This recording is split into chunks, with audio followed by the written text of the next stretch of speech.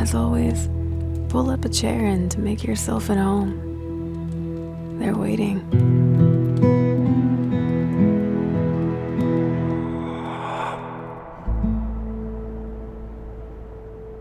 For my graduation a couple of years ago, my mom and dad wanted to rent a cabin in Flagstaff for some friends and I. I loved the idea since late May in Phoenix can be pretty hot. My mom looked at several possibilities on rental sites based on room, comfort, and accessibility to things such as restaurants. I was drawn to this one cabin in particular. It was set back from the road in a nice neighborhood.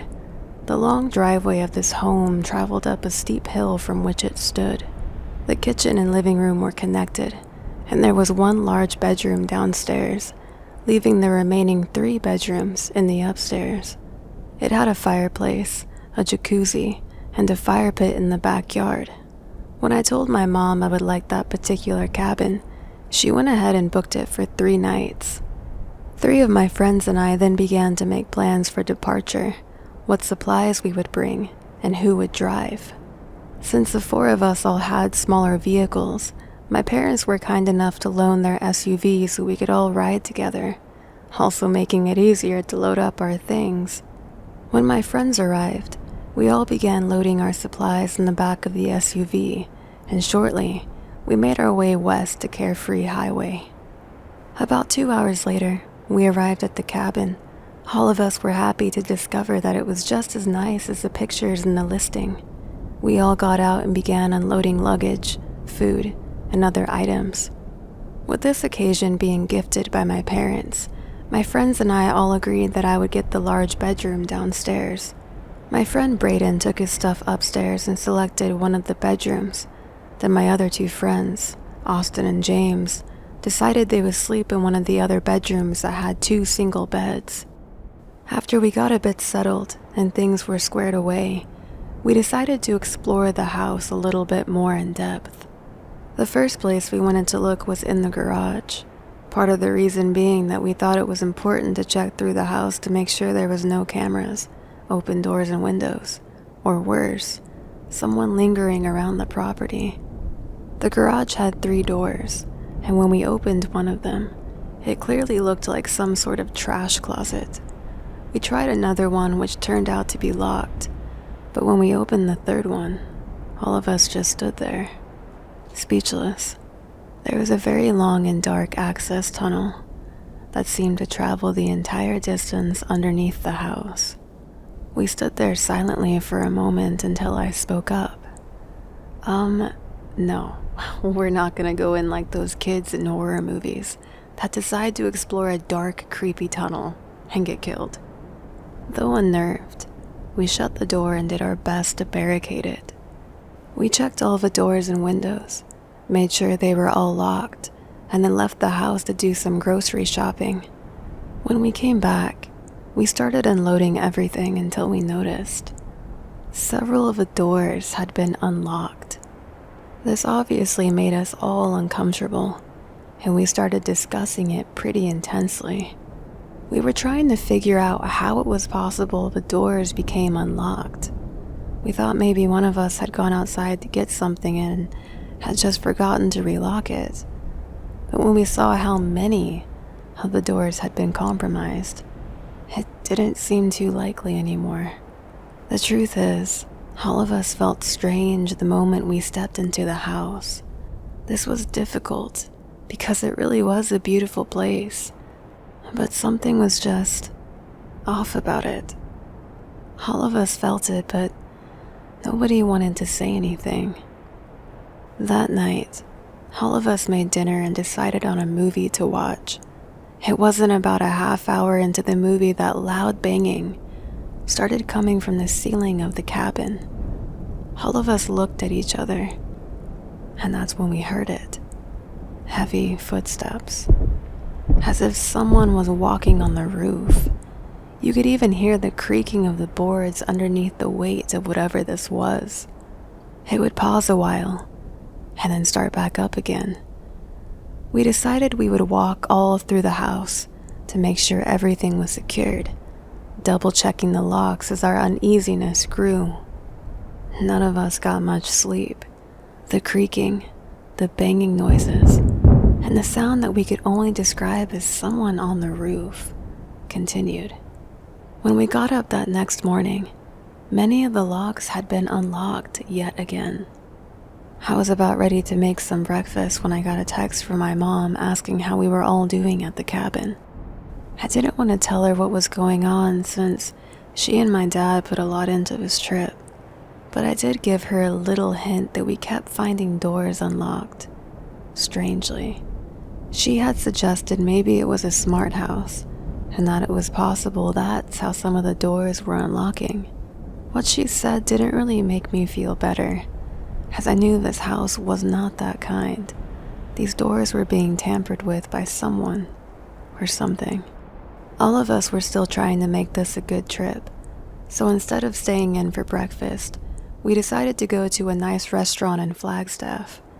When we were there, we had a run-in with some college kids, and during our conversation with them, we started talking about the things we were experiencing in the cabin.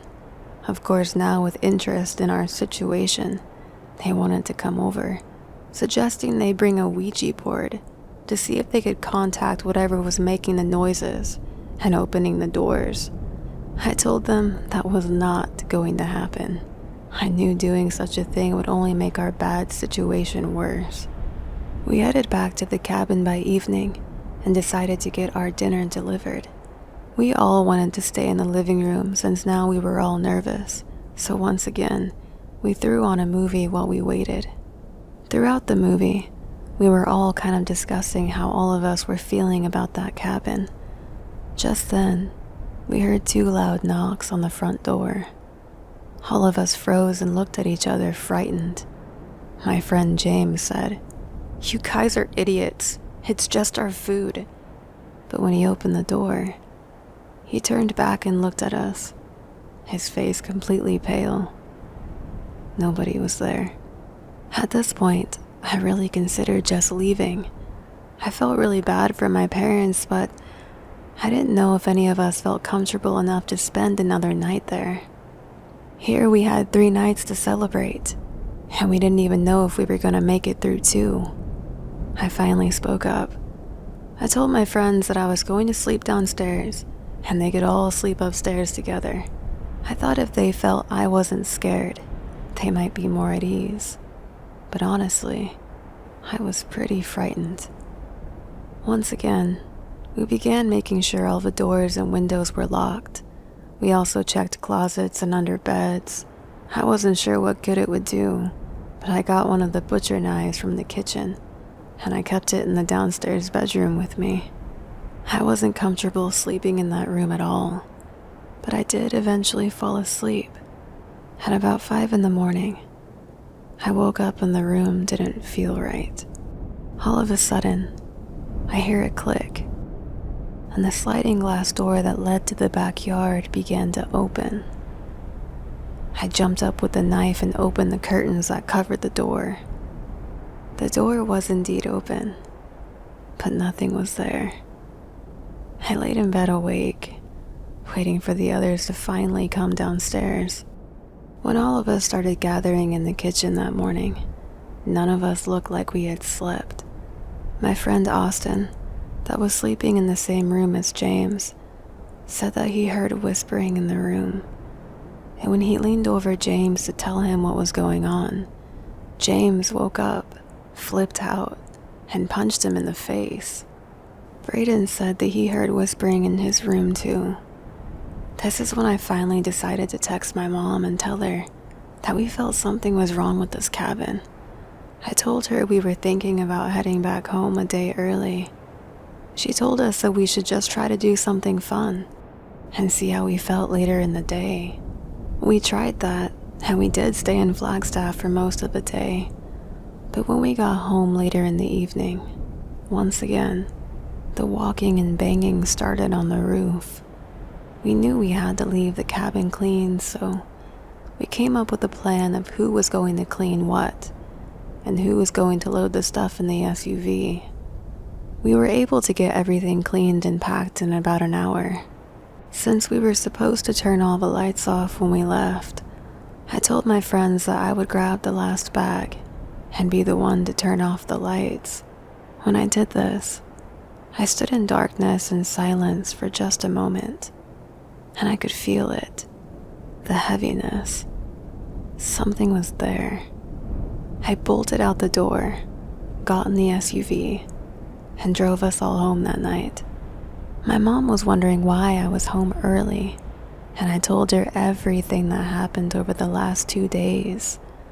She believed us and said she was sorry she didn't even think to check reviews on the rental site. She had figured that since this house had such a high rating, it might be okay to overlook an important detail. Even though the cabin was really nice, the owner was friendly, and the location was great, a couple of the reviews said something interesting. These reviews stated that after these people went to bed, they began to hear creaking and banging throughout the night. I wish I had checked these reviews before I made my choice. The next time I consider renting, I'll make sure I read through most of the reviews and do my best to avoid possibly haunted cabins.